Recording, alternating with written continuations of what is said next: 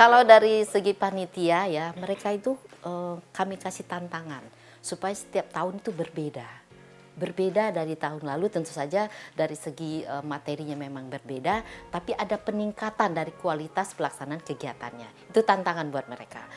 Makanya setiap tahun itu kita menunjuk satu orang koordinator lapangan namanya. Koordinator lapangan itu saya mengkoordinasikan seluruh acara, teknis maupun non-teknis. Semua divisi saya koordinasikan materi, acara, publikasi, kemudian akomodasi konsumsi, perlengkapan, keuangan, dan lain-lain. Sosialisasi, yang jelas sosialisasi tentang Parlemen Remaja 2021 dari sebelum acara, pada saat acara, sampai sesudah acara. Ruang sosialisasinya sebenarnya mungkin hampir sama kayak yang tahun lalu, jadi ada WhatsApp, terus habis itu juga ada sosial media kayak Instagram, TikTok, dan Twitter, seperti itu.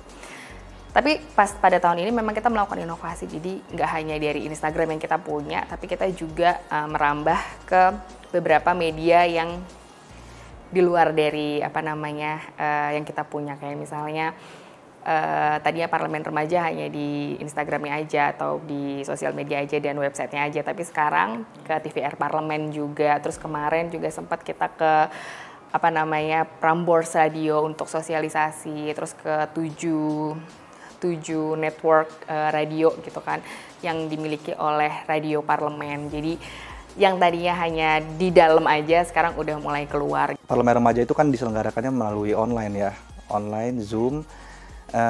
Untuk perlengkapannya sendiri tahun ini alhamdulillah ya, karena dibantu juga sama IO, jadi cukup ringan lah untuk tahun ini gitu, karena tahun sebelumnya kita harus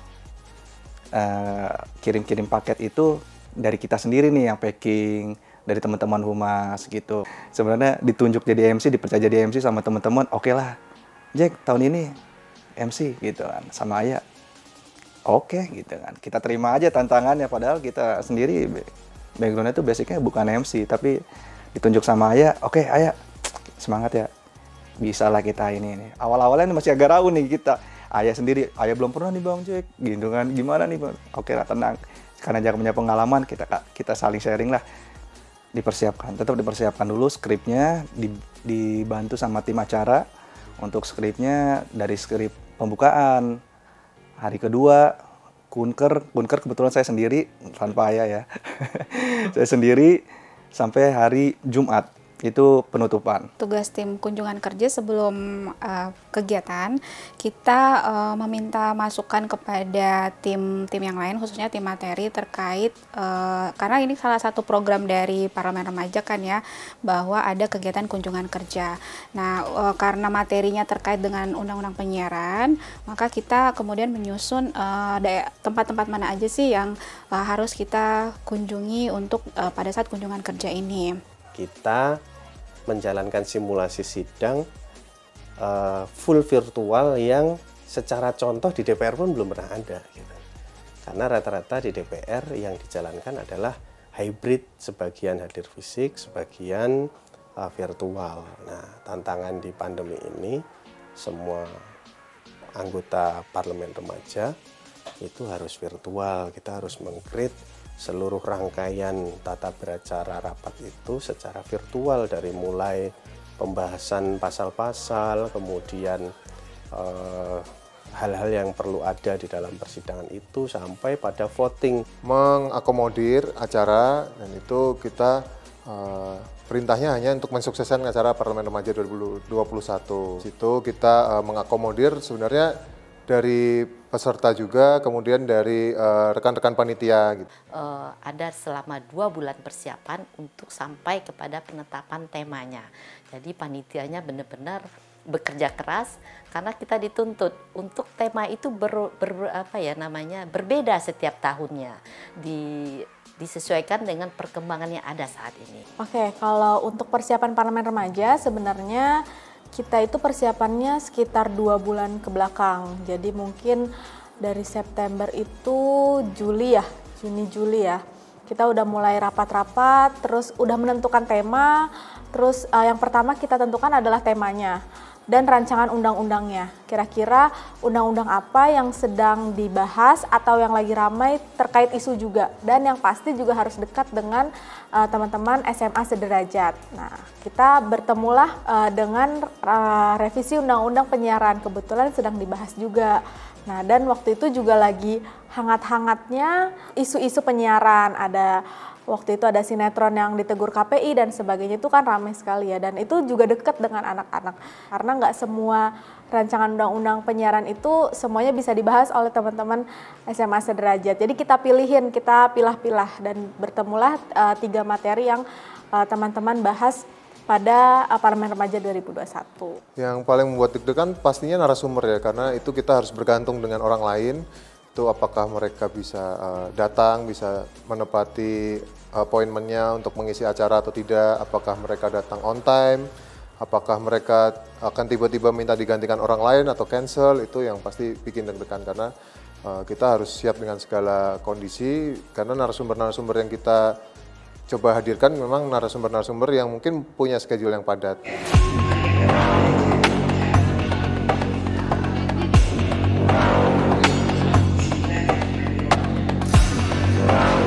Ya, jadi ada miskomunikasi sebenarnya antara kita sama tim di belakang layar. Tadinya untuk agenda kunjungan kerja maupun agenda lain itu dikiranya kita akan breakout room dan tampilan layout visual itu bisa di breakout room. Tapi ternyata yang disiapin oleh tim belakang layar itu adalah akun Zoom yang berbeda. Jadi peserta harus keluar dulu dan masuk. Nah, ini kita sedang rumuskan gimana yang terbaik kira-kira. Jadi sebelumnya itu kan kita rencananya tuh mau breakout room, 2 breakout room. Cuma kendalanya ternyata kalau di breakout room itu kita nggak bisa live. Sedangkan acara itu kan harus live dari awal sampai akhir. Nah, kalau sudah di breakout room yang kunjungannya itu nggak bisa kita tampilkan. Akhirnya H-1 pas penyelenggaraan kunjungan kerja, kita kemudian merubah skenarionya. Akhirnya kita membuat link. Jadi ada 3 link yang berbeda pada saat itu. Link untuk TVRI, link untuk Net TV, dan link room utama pada saat itu. Dan room utama itu pun yang dipakai untuk KPI.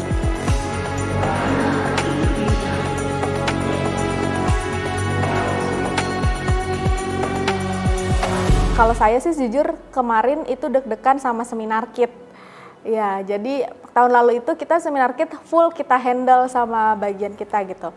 Jadi setidaknya kita itu meminimalisir hal-hal yang tidak diinginkan. Jadi benar-benar kita fokus kontrol karena teman-teman sendiri yang packing sebagainya gitu. Walaupun itu memang menguras tenaga sekali ya teman-teman, perlengkapan, terus yang lain juga bantuin. Tapi kalau kali ini kita dibantu oleh pihak ketiga, cuman kita nggak bisa full of control gitu di situ. Jadi itu agak bikin deg-degan.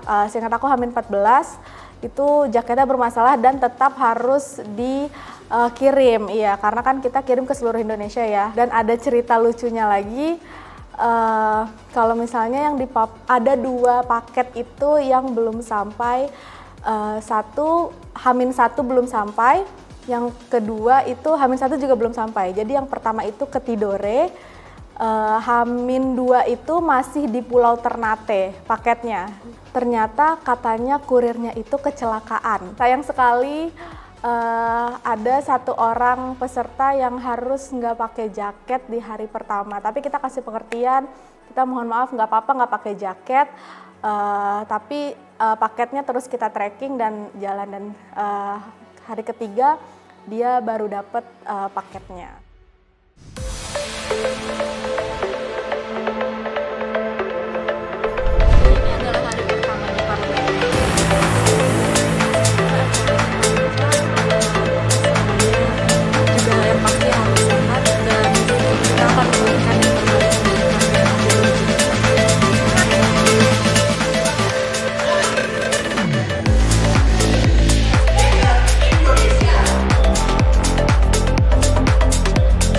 Hari Senin si upacara pembukaan, alhamdulillah itu sempat H-1 terjadi perubahan rundown. Itu juga rundown juga sudah kita sosialisasikan ke peserta. gitu, karena memang ada pengisi acara itu pejabat kami yang ada agenda rapat di siang hari, jadi beliau minta untuk mengisi di pagi hari, jadi kita perlu menggeser rundown. Itu sih udah kita, ya alhamdulillah bisa kita fasilitasi karena memang sudah kita siapkan sebelumnya. Kalau dibilang deg-degan itu pastinya hari pertama. Hari pertama itu ya karena banyak pejabatnya juga, kita ngatur. Yang paling sulit itu gelar sih ya. Kita mengucapkan gelarnya itu agak sulit, takut salah. Kalau offline itu kita ketemu peserta nanya kabar, kita kasih yel-yel dia jawab. Tapi kalau di online itu rasanya agak sedikit canggung gitu ya. Kayak gimana ya? Kayak ada yang kurang nih. Parlemen Remaja, ya suaranya hanya di speaker aja gitu ya. Tim perlengkapan itu kita nggak bisa sepelein ya, karena ini semua butuh perlengkapan, terus kita butuh tim yang kuat juga, apalagi satu orang udah in charge jadi MC. Jadi kita cuma ada 2 orang. Nah itu juga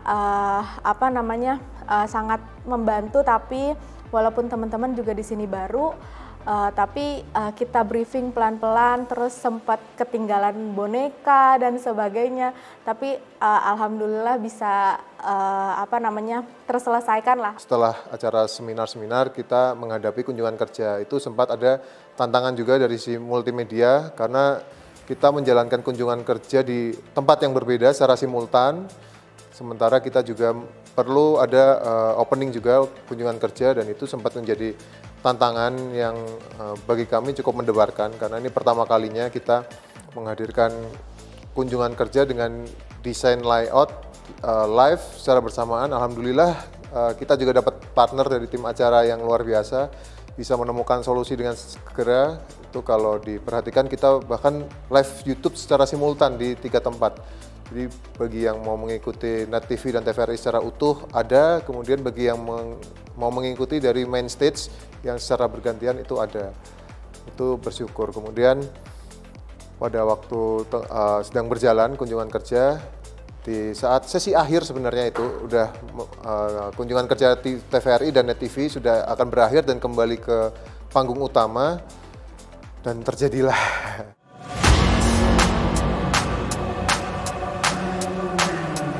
tiba-tiba semuanya out dari main room. Tapi alhamdulillah itu kita langsung bergerak cepat, segera login lagi, masuk lagi.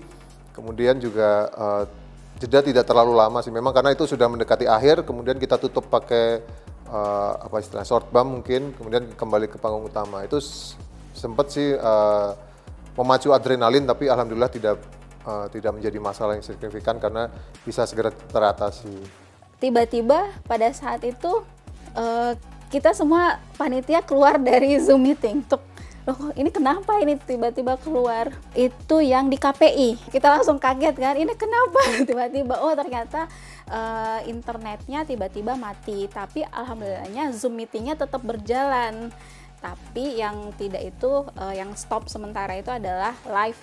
Wah, bahagia sekali ya kita satunya tiga ini, karena kita melihat antusiasme dari para anggota parlemen remajanya. Wah.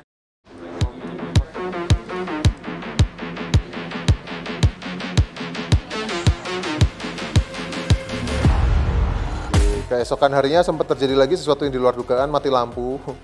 Jadi listrik tiba-tiba mati, benar-benar mati, tapi alhamdulillah koneksinya masih tersambung lancar, dan sumber untuk unit-unit yang menggunakan yang digunakan oleh studio itu kita ambil dari sumber lain, jadi tidak terdampak.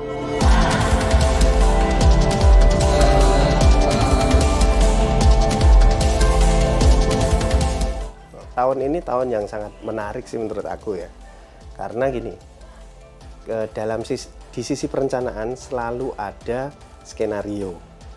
Skenario itu adalah persiapan kita terkait kemungkinan jalannya acara, jalannya rapat. Nah, Parlemen Remaja 2021 ini menurut aku pesertanya luar biasa. Kenapa? Karena apa yang sudah kita rencanakan itu bisa diimprovisasi oleh mereka dengan sangat baik. Bahkan menurut aku lebih baik dari apa yang kita bayangkan, apa yang kita skenariokan gitu. Jadi contoh nih, pasal terkait konten horor. Itu di tim materi, itu kita sepakat untuk diselesaikan di voting paripurna. Ternyata enggak dong gitu. Itu bisa selesai di pembahasan tingkat 1 di rapat kerja, bahkan jauh sebelum proses di pembahasan tingkat 2 di paripurna. Itu acara yang menantang banget. Jadi mungkin tahun depan pasti pengennya harus lebih baik. Mau offline atau online, kita harus lebih baik dari tahun ini atau tahun sebelumnya. Kalau harus jujur ya 7 mungkin. 7. Karena kami masih punya banyak sekali ruang untuk berkembang, banyak sekali ruang untuk bisa jauh lebih baik dari ini, dan itu bisa jadi motivasi juga buat kami untuk kedepannya jauh lebih baik.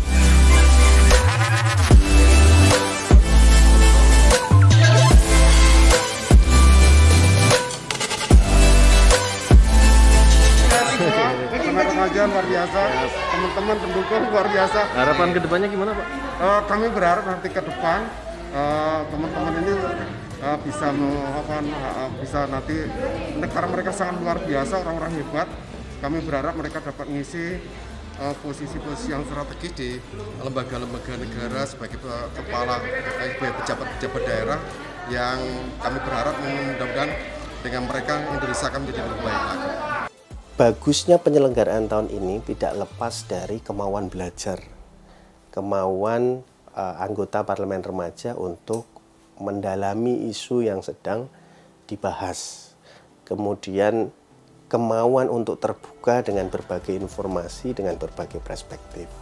Nah, harapan ke depan peserta parlemen remaja berikutnya punya keinginan yang kuat untuk belajar, kemudian mau menyelami isu yang sedang dibahas. Generasi muda, terutama mengenai demokrasi. Selain itu kita juga memberikan edukasi mengenai keparlemenan. Karena nanti anggota parlemen remaja ini setelah selesai mengikuti kegiatan parlemen remaja, kita mengharapkan mereka sebagai duta parlemen. Artinya apa? Mereka kita harapkan juga bisa menginformasikan kepada masyarakat ataupun lingkungannya untuk memberikan informasi seperti apa DPR.